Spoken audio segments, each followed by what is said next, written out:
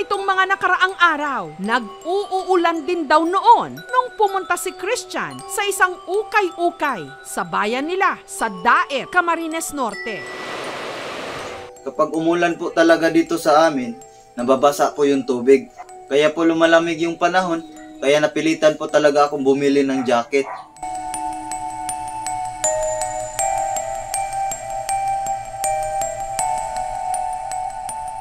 Kasi po, nakakatamad po talaga maligo kapag malamig ang panahon.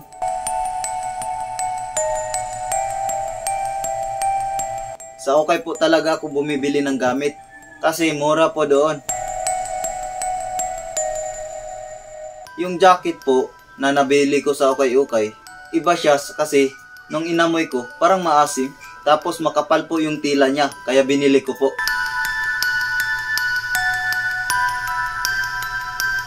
250 yata yung presyo nun nung binili ko yun. Tinawaran ko pa nga yun eh. Sabi ko sa tindera, 300 na lang po para hindi nyo na po ako susuklian.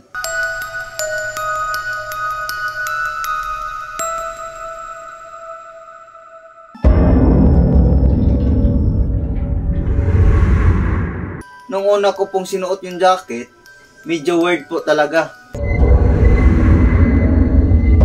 Ang pakiramdam ko po nun, medyo mabigat. Kasi alam ko naman po, yung mga gamit sa ukay-ukay, galing po sa ibang tao.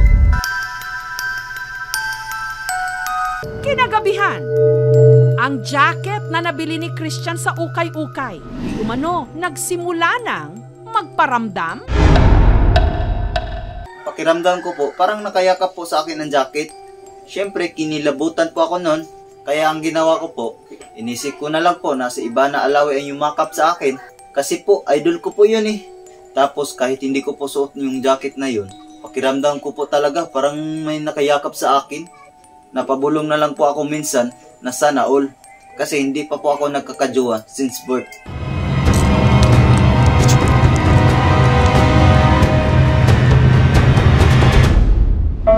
Dito na rin daw nagsimulang magkaproblema sa pagtulog si Christian.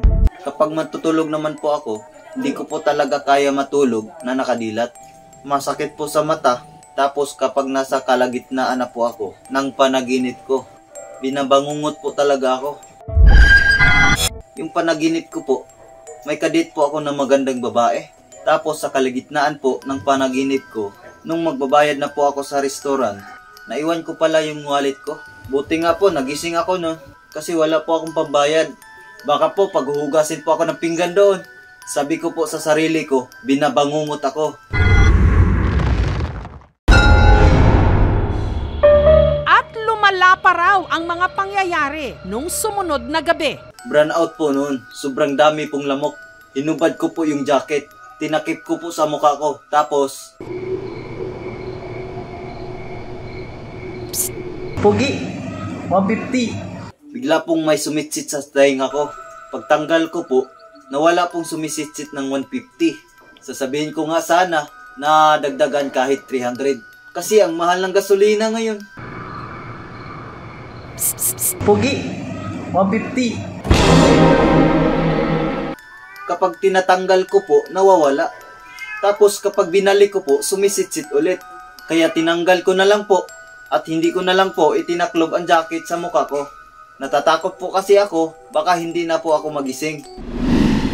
Kaya po, kinaumagahan, tinapon ko na lang po ang jacket. Pero may pumulot sa itinapong misteryosong jacket ni Christian, ang kanyang pinsan na si Ryan. At siya man, meron din daw naramdamang kakaiba. Sa tuwing suot ko po yung jacket, parang may bumubulong po sa akin. Nahuburin ko daw po yun. Pogi! 150. Akin niyo po ito yung pasuot at ang gusto nyo lang ay itago lang. Sa kabila nito, isinuot pa rin ni Ryan ang jacket. Sinabi ko na po sa kanya yung nangyari sa akin. Hindi daw po siya natatakot. Kasi gagamitin lang naman daw niya yung jacket pag magbabike siya. Nung ginamit ko na po yung jacket para pumunta sa tropa ko, para mag-inom. Yung mga oras na po yun, parang kinakabahan na po ako. Kasi baka hingihan niya ako ng pang-ambag sa inuman. ₱5 lang po yung dala kong pera, sakto lang para pambili ng yelo. Tapos habang nagdadrive po ako, napabalong na lang po ako na sana sisig po yung pulutan. Kasi hindi pa po ako kumakain eh. Tapos, nung papunta na po ako sa tropa ko, parang may kakaibang nangyayari sa akin.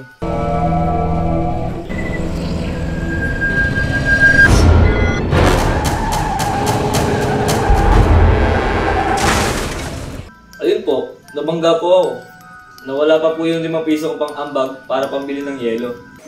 May mga dahilan po tayo na nakaka-apekto kung bakit tayo na-aksidente. Katulad nung basa yung kalsada kasi may tubig, kaya tayo na-aksidente. Wala naman pong dahilan para mabangga ako kasi yung lugar naman po yun ay pantay yung daan. Naisip ko po na yung jacket po talaga ang dahilan.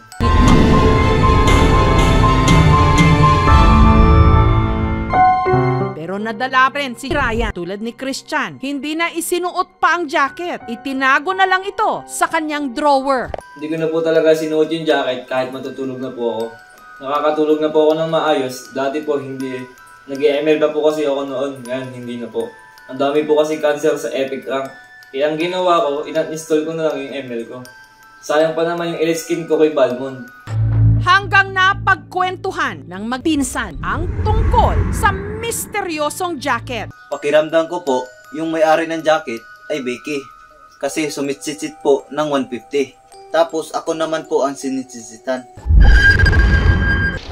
Pero kahit matagal na raw na wala kay Christian, ang tinawag niyang haunted jacket mula sa ukay-ukay, ramdam pa rin daw niya ang misteryo nito.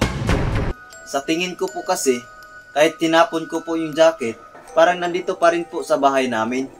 Parang nandyan lang po siya sa paligid, tapos sisitsit po ulit ng 150. Pogi, 150.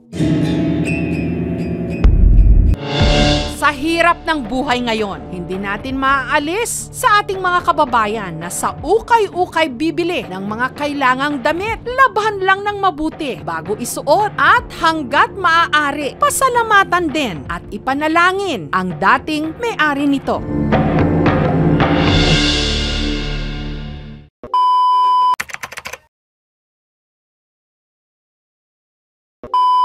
Yo, shout out pala sa mga kapatid ko, shout out din sa nanay, sa tatay ko, at shout out din pala sa mga katropa ko sa kurba, at shout out din pala sa nagsusuporta sa aming YouTube channel, at shout out sa nanonood, at shout out din kay Boss Kapitan Alan, shout out din pala sa kay Paring Oliver, at shout out din kay Paring Ivan, shout out din kay Paring Riniel, kay Taguro, si Iski.